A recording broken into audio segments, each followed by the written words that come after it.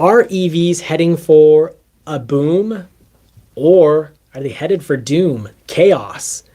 I think it's a bit of both, and it's a really weird situation, and you've got opinions on both ends, and usually they're very polarized. People usually fall into one extreme or another. It's either EVs are the future, they're the best thing ever, they're amazing for the environment, we have to go there, or you have the I don't ever want to drive an EV. They're completely awful. Some people even think they're slow and, cheap and poorly made. And that's like a complete different extreme. And probably the reality is somewhere in between the two. So we're going to talk about at least Jeep, the CEO of Stellantis, Jeep, the CEO of Stellantis, see what he has to say about the whole EV industry, because you even have some CEOs. Previously, Toyota, the previous CEO of Toyota was like, we don't want to rush into EVs. They're not the greatest thing since sliced bread. They were pretty much going all in on just gas, hybrids, or hydrogen technology. So let's talk a little bit about that. What's going on with Stellantis CEO? Yeah, I was looking at a video tonight just before we are going here, and it was saying that the future of EVs is not that sure. We all knew for a long time, many years ago, okay, EVs is the future. Everybody was enthusiastic with the EVs, the electric mode, but we didn't think that much far. So that's what the CEO of Stellantis said. The price of the EVs, we think, probably will increase of 50% in the near future.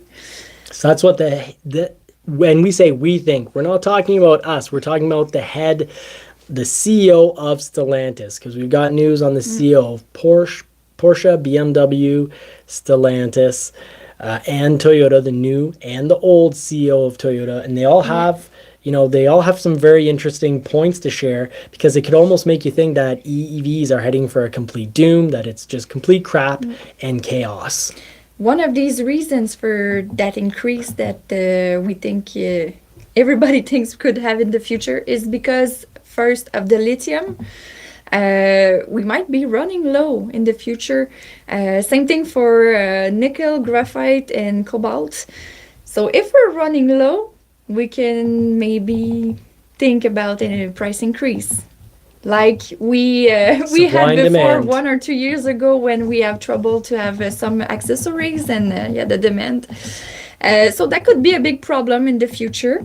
And the fact that he said the cheap Chinese cars are getting big markets, and the American and European market doesn't do that much money, that much profit per EVs cars, sorry.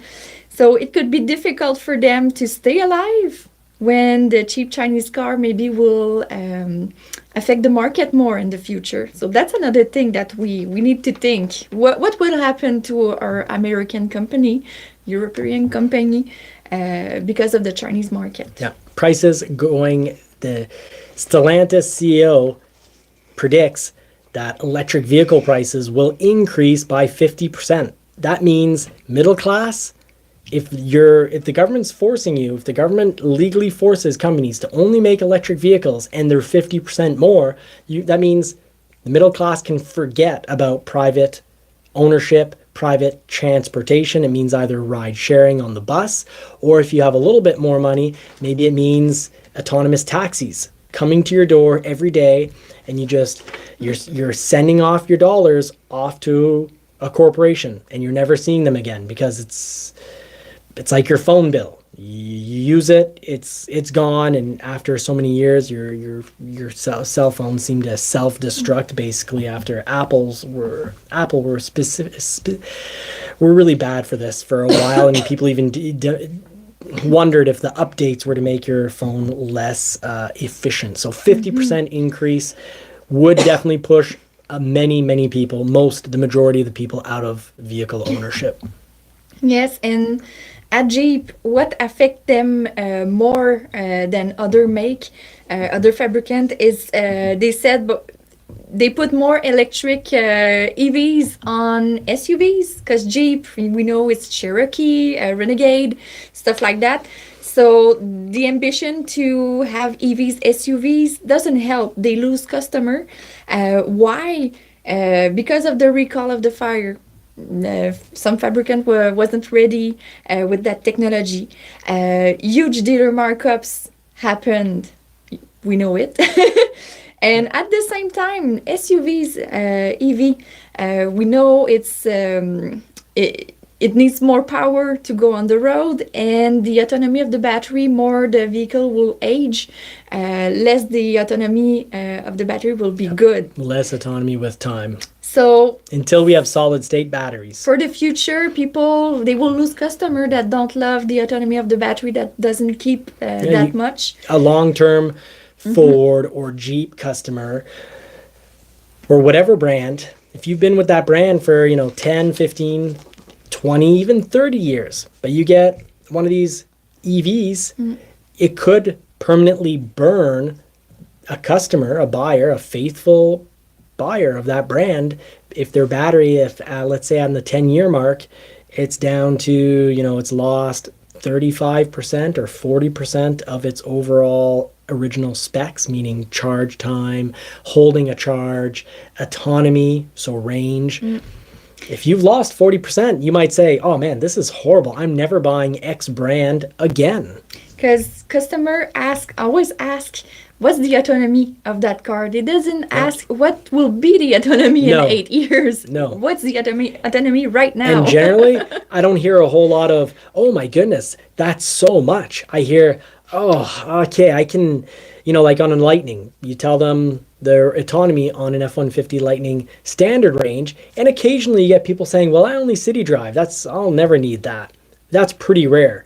Most, at least in my region, I hear a lot of, oh, that's not enough. And I'm like, well, in the winter, you're going to lose 30 to 50%. So if up it's to already short, you're going to lose up to half of that range. So 270 miles or 380 kilometers.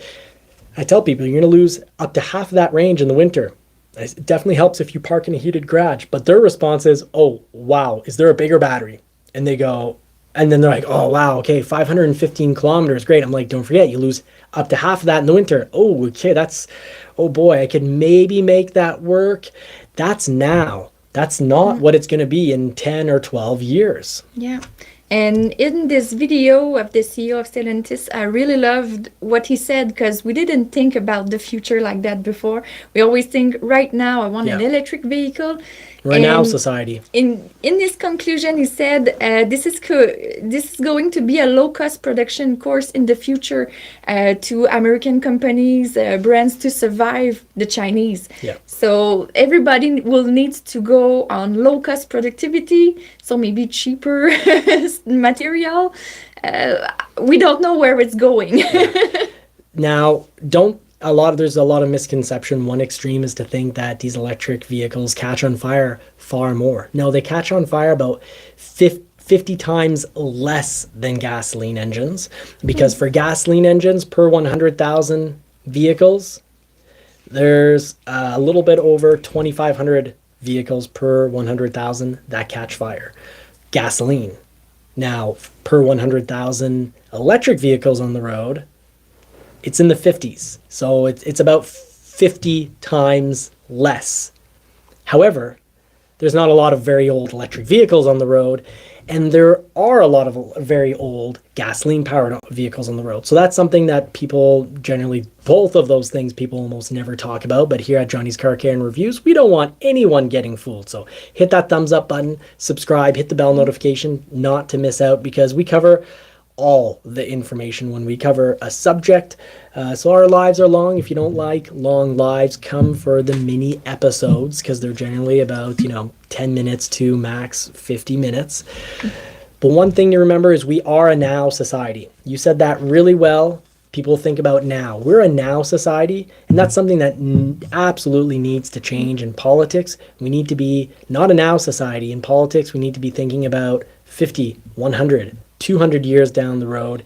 And actually, Marcus Aurelius definitely said that when he was talking about a good politician, or a wise man, he said a wise man or a good politician, you could say, doesn't make rules and laws for the now. When they make them, it's because they're thinking about the effect way down the road. Or another way to say it is a wise man plants a tree. And I'm not sure if Marcus Aurelius put it this way, but I think this is another leader, you could say. A wise man plants a tree that he will never benefit from its shade. So an old wise man plants a tree essentially to help out, well said. 2 generations below him. And that's how politics need to work, with some form of collaboration of, what needs to get done. How can we make it get done, instead of, hey, tonight I'm drinking 8 glasses of scotch on the taxpayer's dollar because I'm so proud I made so-and-so look like an idiot tonight, instead of, hey, I helped, move towards a fruitful, productive law. But anyways, that's my rant on that. So how about your coverage of Stellantis CEO? Does that pretty much wrap it up? Yeah, that's wrap it up. Okay, and that's very different from, what's being said at companies like Tesla, where, EVs are the future. It seems like it's the only solution. And I think the reality is it's somewhere in between the two. EVs can be the future. It's definitely profitable for Tesla, because right now Tesla doesn't sell any gasoline vehicles. So they get given tax credits, carbon credits by the government, and companies that don't meet up and match up to where they need to be either have a choice: really huge fines in the billions of dollars from the government, or give billions of dollars but less billions of dollars to Tesla. And it's rough, because yes, it helps Tesla be more competitive against Chinese manufacturers, because then Tesla has fake profitability and they can artificially lower their price. But they have that huge profitability because they're getting billions of dollars every single year from companies that are selling products that people want. People want a Hemi engine, but it's being forced. It's going the way of the dinosaur. It's getting that comet impact. But this time the comet it's not a comet. It's a laws passed by governments. So that's the rough part. A lot of these vehicles, I think it's all about choice. I think choice is the best option, and we should get choice. And that's why Toyota is actually doing this, I'd say, the best, because they'll have some all-electric vehicles. Previously, the CEO seemed to be very much anti-EV, but the new CEO is very much about choice, and he wants there to be EVs for people who want EVs, but he knows that the EVs likely will not be accessible by the middle class, so he wants there to be vehicles for every class of individual. So Toyota is going to work to continue to have some very fuel efficient gasoline vehicles, some very fuel efficient hybrids, plug-ins, as well as hydrogen. Now Ford is doing all the same as Toyota. They want an array of vehicles that can, provide a vehicle for pretty much everyone in the new vehicle buying driver's seat without the hydrogen. However, Toyota is also working on solid state battery technology, and that is something we're going to cover in next week's live. We're going to be talking about Toyota and solid state batteries, because that's pretty impressive. You can be looking at potentially 800 kilometers of range, so roughly almost 600 miles of range. That's a lot of range. Charge times of 10 minutes. And the big high point beyond a charge, full charge, empty to full in 10 minutes with solid state batteries. They're working with Panasonic. And this data, or these pieces of information, would be based off of, Samsung's stated solid state battery performances. Well, if you put that into, if you take what they've said what solid state batteries will be able to do, and you put that towards Toyota, which plans on being able to, be producing these by mid 2020s, you've got incredible range, incredible charge times, but incredible durability. We're talking about at the 30-year mark of a battery being used in a vehicle only having lost 10% of its initial stats. So range, charge time, all that.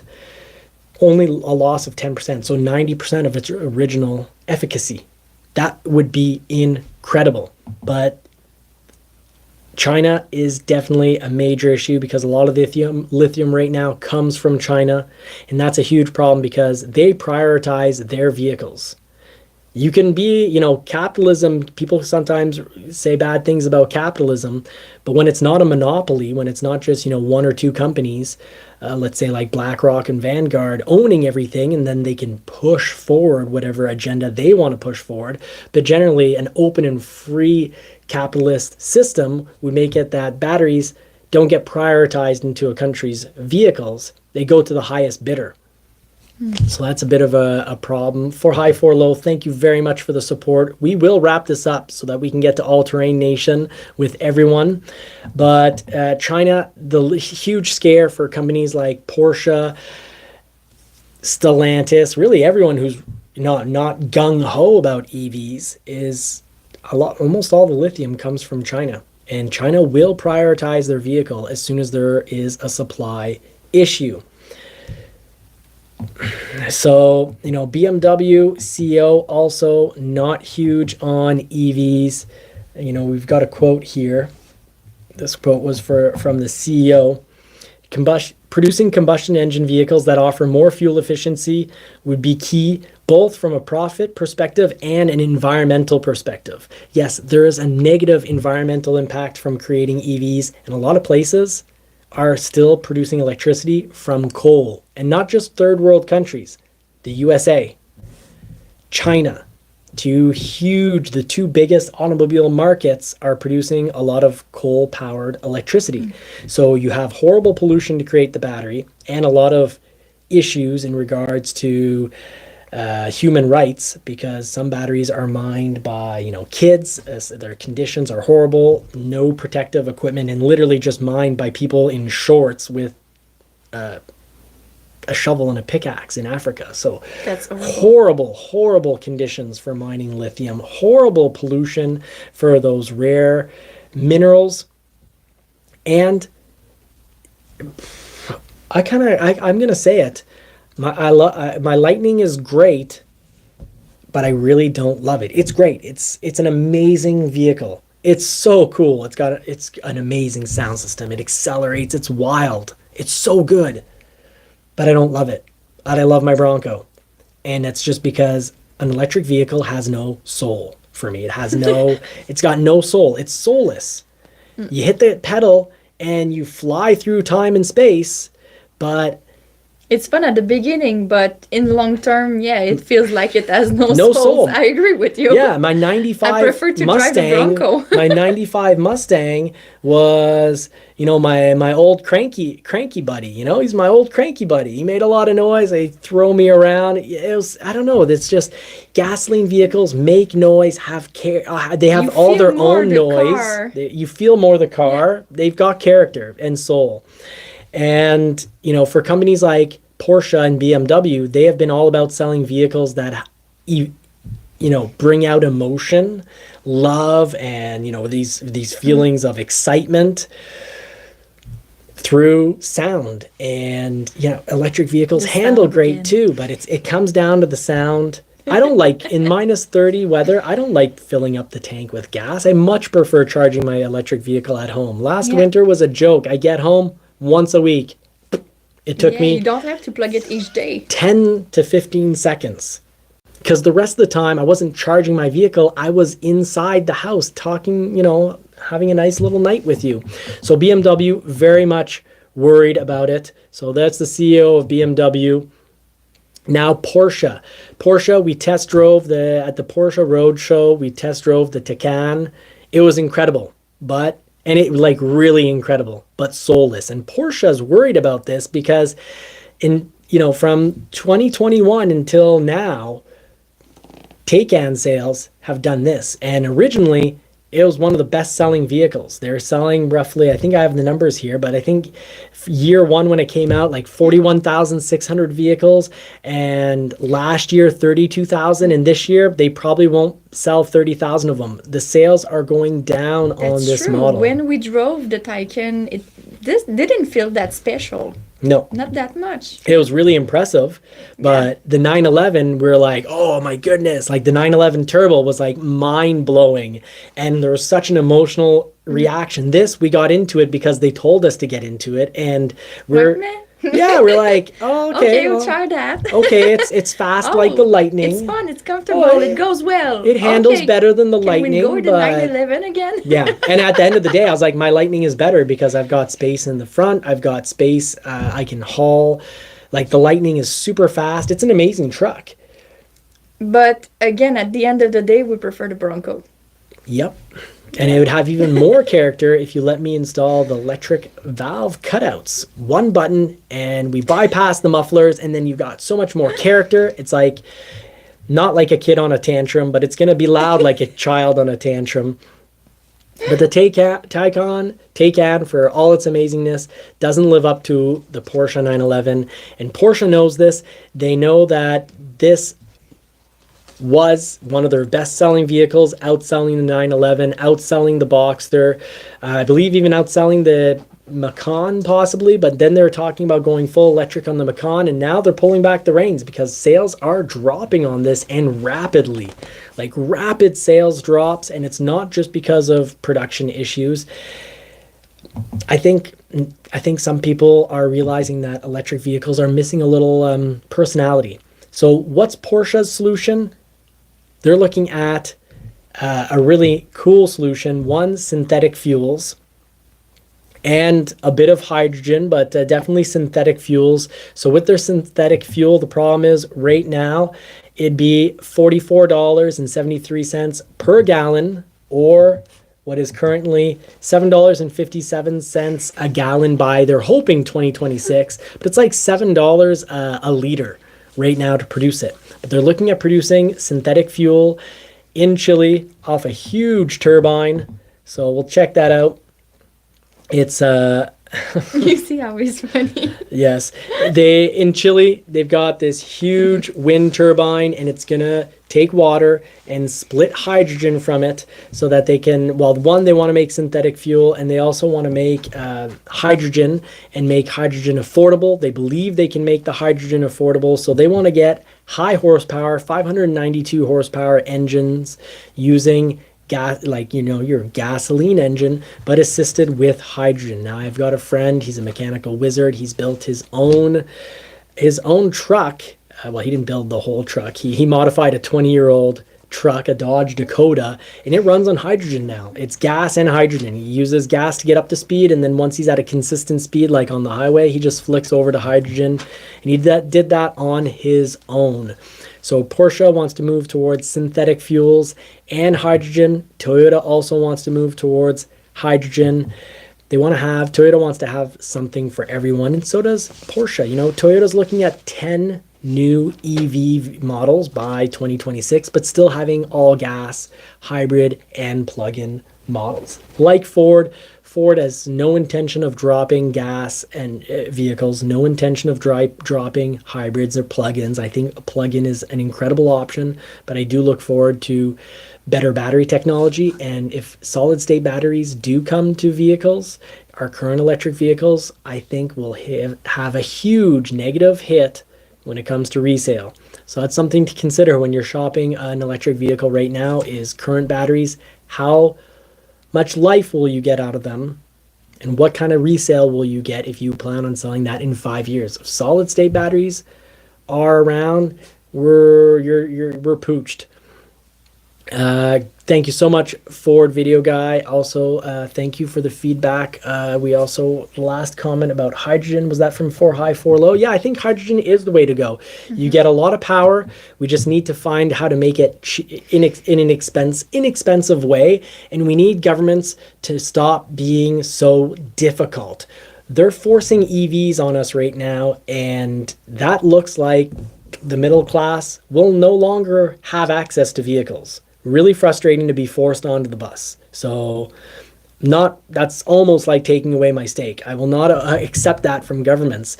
And the proof that they've got their own agenda and it's not for the people is that right now, even though Porsche is making hydrogen from carbon, so that big windmill is collecting carbon, they're essentially using that, and they're taking carbon and they're reusing carbon. They're taking carbon out of the atmosphere and they're splitting the hydrogen out of water so that they can then have hydrogen. Now it's very expensive at, $44 a gallon, but by 2026, they're thinking to be able to get to $7.57 per gallon. Electric vehicles, Tesla went through that process back in, 2011, 2012.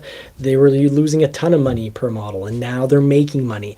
Well, making hydrogen production clean and affordable is right around the corner, 2026.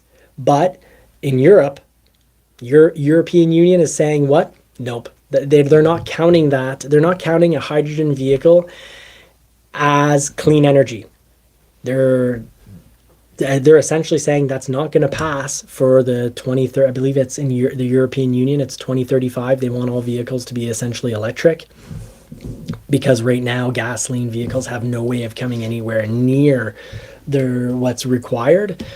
Well, governments need to get on board and look and be open to the reality. A hydrogen vehicle that is making hydrogen by taking carbon out of the sky, it's kind of like refusing that is kind of like thinking it's a good idea in a northern country that gets barely any sunlight to clear cut forests and put up solar panels, because solar panels are good for the environment. Well, not if there's any sun. Like, sometimes I feel like, I don't like to swear, but sometimes I feel like some people need to be reminded that they're just being dumbasses. And it's not that these leaders are dumb. It's that they have their own agenda and they're making a lot of money from the EV push. They've got their own agenda. They're making their own money. And politicians should not be allowed to make any money other than their salary, forcing them to do what? Serve the people and work to get reelected. Unfortunately, you can also make backdoor deals where it's like, okay, well, I'm a corporation, do everything I say. I can't pay you now, but soon as you're done as a politician, here's a CEO position at the company, or you're going to sit on the board of directors and we're going to pay you $15 million or $20 million a year. Unfortunately, there's those kind of deals as well, but politicians they shouldn't be allowed to make money on the stock market, and they should only be allowed, the only money going into their bank account should be the money from taxpayers' dollars. We need to find ways to get them to work for the taxpayer, because Porsche is a prime example of politicians not working for the people, refusing hydrogen that is being made by taking carbon out of the atmosphere. So they're making a net positive. They're cleaning up the environment to then put hydrogen into vehicles and have vehicles put hydrogen back into the environment. It's the perfect system. It's far more environmentally friendly than EVs, especially EVs running on coal power. It's a fantastic solution. And the European Union is saying, nope, no, we're counting that as a high polluting combustion engine. So I guess I got to give out information and data and have a rant. What a wonderful night. What do you have to say about that, Marie? All was said. So e-combustibles, they want synthetic fuel, and they also want the combustion engine to run on synthetic fuel, and they want to be running on hydrogen. So a mix of the two. And if you currently own a vehicle, it would make it so that your old vehicle is nearly carbon neutral, a nearly carbon neutral alternative running on their synthetic fuels. And the European Union is saying, no, synthetic fuels are still just fuels. We'll count them as fuels. Even if the synthetic fuel is made from taking carbon out of the atmosphere.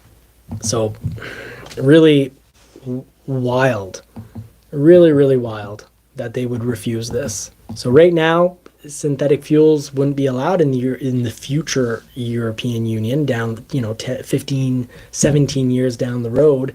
And some countries, it's by 2030. This wouldn't work because they're counting a synthetic fuel that took carbon out of the atmosphere to make a fuel as a regular old polluting fuel. And that depends on your opinion, of course, on carbon, because I think in certain countries there isn't a pollution problem. Because if your country has a lot of forests or a lot of brushland, marshland, all those trees and plants that take in carbon, well, there are countries like Canada and Australia that our forests take in and the brush take in more carbon than we actually produce. So we're actually already at a negative carbon impact. We're already, essentially as a country, you could say kind of cleaning the environment for the countries that pollute. So we'll be penalized and forced into electric vehicles anyways. And I do think that's a way to actually remove vehicle ownership from people. So let's see what happens. Stay tuned. We'll be covering this more so. But just got the Porsche 911 2000 and want to remind everyone for the car care section of all of this that you can buy an older vehicle, make sure it's mechanically sound, because the aesthetics, you can do a lot with aesthetics. We're in the process of having a very ugly 911 turn into a very beautiful 911. So 590 horsepower out of the hydrogen. So that's the coverage from the CEO of Porsche. He doesn't believe in this all EV future. He thinks I think a lot of CEOs are thinking EVs as a nice option for really wealthy people. Even though Tesla has been talking about coming out with a $23,000 all EV for the people vehicle, but we'll see if that actually happens. And we'll see what the price of the Cybertruck is once it actually comes out. But remember, Tesla does not give us a sign of what the future can hold for Ford and Dodge and all those other companies that make gasoline-powered vehicles, because the whole carbon credit system, Tesla is very profitable because it's forced money, it's theft, it's a scam. Companies that produce gas vehicles for people that like gas vehicles have to pay Tesla money, and Tesla gets to pretend like they have a very profitable profit. But that's Ford's money. That's Dodge's money. That's money from people who are still producing in volume V8s and 6 cylinders and even 4 cylinders. So I hope that people catch on to the scam that's going down. Governments are completely forcing out manufacturers that still want to give us choice and give us gasoline-powered vehicles. Now, Marie, you've been really patient for an hour show, so I'll let you sign out. Have the joy of signing out and saying bye to everyone. Yeah, we wish you more cars and more powers. Have a good night, and please hit the like button for tonight.